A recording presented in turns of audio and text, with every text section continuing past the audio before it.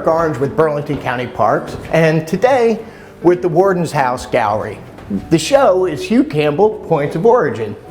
Now, we spent the better part of last year on this video series going to places where Hugh Campbell actually painted.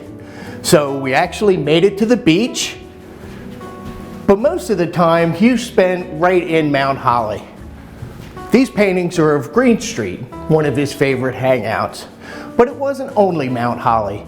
There are other places in Burlington County.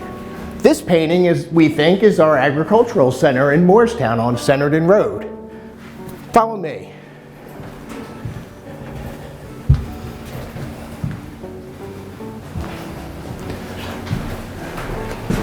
But Hugh was really at home in nature. He lived out in the woods in a little tar paper shack right along the Rancocas Creek. And that's where he spent most of his time painting and just hanging out in nature. We think this is actually a party that was held down on the Rancocas Creek sometime back in the 1950s. So today we're going to go meet Art Smith down at Woolman's Lake. We're going to take another look at another painting, and then later we're going to go home for the holidays. We're going to head up High Street here in Mount Holly to where Hugh Campbell used to display his paintings so he could sell them.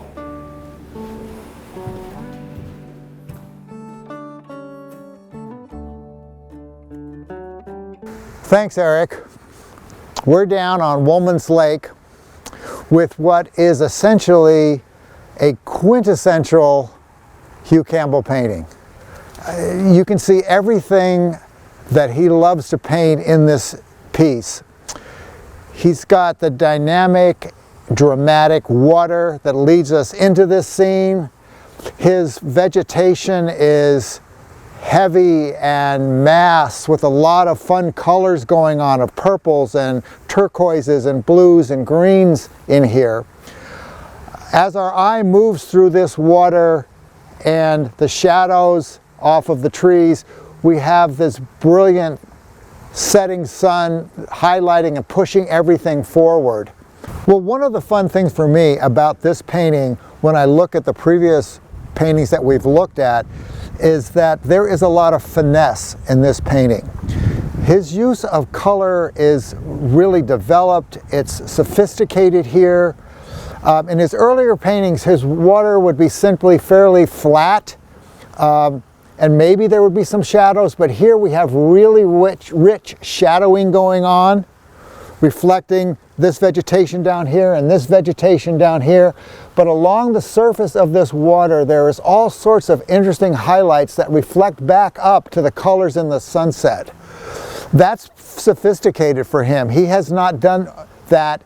He did not do that when he was painting earlier. This is a more developed technique that he's using. He's using some dry brush in here. He's working wet in here, just to create this really interesting atmosphere. He's done a nice thing with this progression of trees to kind of lead our eye back into here, which leads us into the water of the lake here. And we have this bundled up fisherman with his fishing line and pole, and the reflections coming back off of him. The use of color in here is also different because he's making stroke marks, which is what he did in some of his earlier paintings, but the painting here is a thinner application of his paint, and his colors are blending a lot, and there's a number of layers in here. Thinner layers, more almost as washes, whereas earlier paintings he would put on big globs of paint. This is only area in here that's got any kind of texture of paint is up in here. Most of this is laid fairly thin. His technique at this point is much more developed than in earlier paintings that we've seen in this series. He's playing with a lot of surface, light, reflection. The water in here, the yellows and light purples and blues and pinks and peaches are just significantly dramatic and interesting and pulls our eye into this painting. He's playing off of reflections of the vegetation, and he's played with an interesting development in his portrayal of the sun, in the sense that in some of his early paintings it would be just a round orb. Here it is spreading out, and we're getting the effects of a brilliant sunrise or sunset going on. An interesting piece of this painting is this steeple here, which is the Methodist Church. And we know that down here is Mill Street. That leads us into High Street, where we're going to go next. So Art, in this series we've been doing on the works of Hugh Campbell, we've been going out to where he painted. Today, we're going to go to the place where he actually sold his paintings. We're here on High Street in Mount Holly, and on Sundays, Hugh Campbell would bring his paintings up here and place them along this wall, and that's where he would sell them. Great. Well, let's look at some of his work, and we'll start with one of his earliest drawings that we have from the 30s, a pencil drawing. Where do you think this is, Eric? So it's certainly in the commercial district on High Street. We can see the buildings in the background, certainly a glass window here, a display window in a commercial property. That's definitely going to be downtown Mount Holly. One of the things that's most impressed upon me with the work of Hugh Campbell was that he was completely self-taught. He did not go to an art school. He did not study with a master artist. He learned to paint and to draw from experience, from doing it. We're fortunate to have some of his early drawings that sort of reflect upon how he began to use that pencil to begin to make drawings, because drawing is really the basis of all paintings. And you can see his pencil work is really quick, really gestural. He's capturing a scene real quickly. His people aren't very well articulated. But in the next drawing we look at,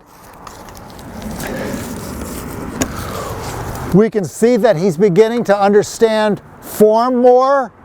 His value work is improving. What do you think this Well, depicts, certainly Eric? it's a winter scene and kids skating. And what's cool about this around Mount Holly, there were a number of ice ponds.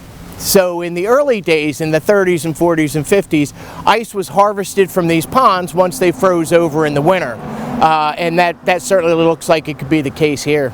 And you can see the formation of the bodies of these two skaters and another fellow sitting back over there.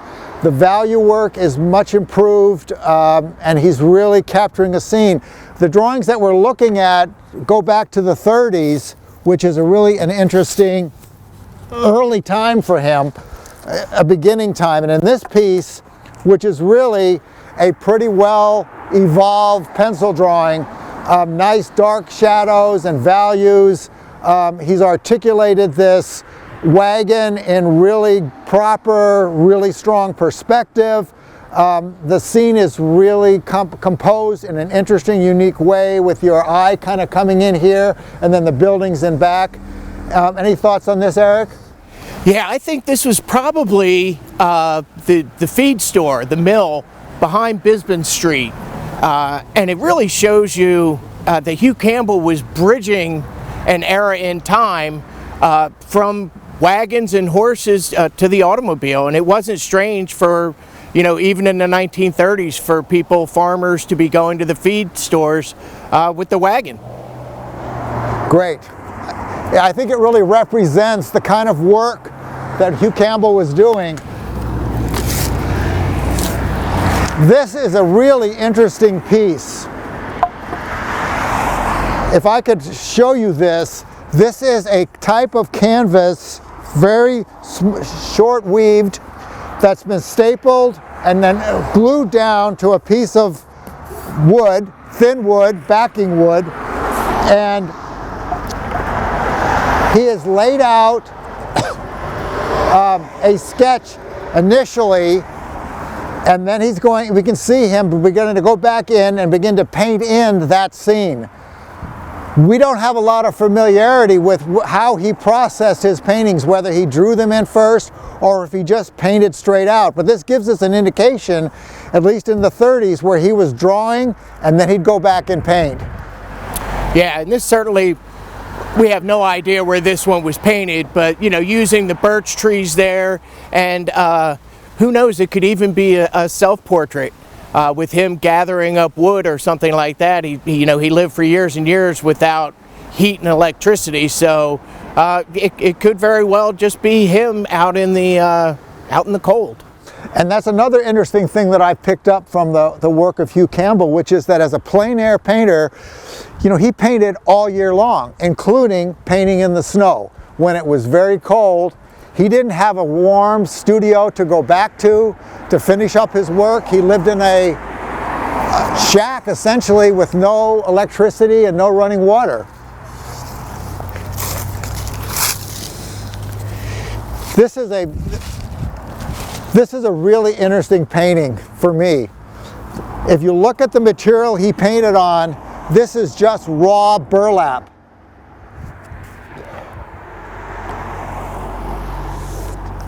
The painting is fairly old and fairly muted, unrestored condition, but we're beginning to see some movement of water, trees without foliage, so it's a late winter, probably late fall, winter painting. Eric, anything about where this might be? Well, it certainly looks like we have maybe a milking barn and a silo, and it's certainly along the creek, probably the Rancocas where the water flows into it there. But other than that, it's really hard to tell. But it really shows with Hugh Campbell, he was quite aware of his economic situation, but he was helpless. He would say, you know, even with the snapping jaws of necessity nipping at his heels, being an artist is still what he wanted to do.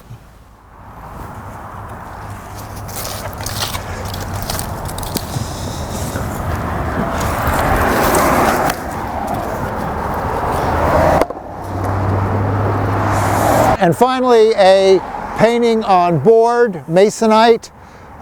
Again, painting on the rough side as opposed to the smooth side, which we've seen before. You know, an interesting composition where the scene is pushed back. We've got a lead-in with a road hinted at to move us back into this house.